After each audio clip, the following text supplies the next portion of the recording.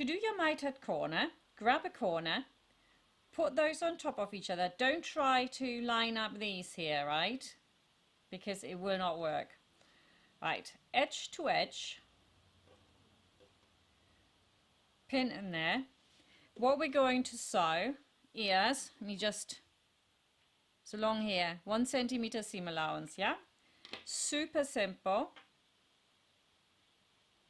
We're going to do that on all of them. And on the back, I've overlocked it here. And again, if you turn this in and you pin this together, then you will get that perfect corner here, right? Turned in on one side and then overlocked on the other.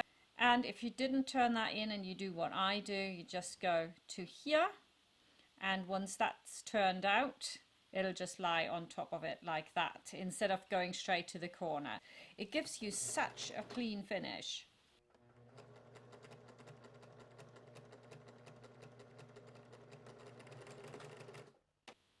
Now we're there. We've done our beautiful mitered corners. You want to make sure that you cut off all your little threads. I think that's a really good habit to get into, to always like have a very clean piece of work in front of you. So you want to open the seam out. You don't need an iron for that really at this point. We'll just do it with our fingers and turn it.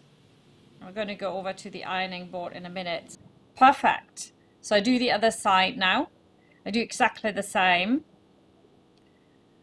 Cut off all my threads. There we go. Open it out neatly. Turn it. There we go. And you can see now, perfect, right?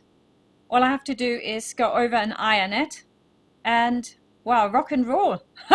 I love it. One thing I want to point out is that if you have the center back here, that's my center back pleat, and you've got this overlocked and not turned in. For turned in, it's perfect. If it's overlocked, you might want to have the seam going this way when you iron it on the back, so that you get a really neat and clean finish here, right? You want to iron out these mitered corners really, really well. It gives you such a pristine finish. I really love this, and I hope you do too. We can move on to the next step and we can close our side seams. So I see you there.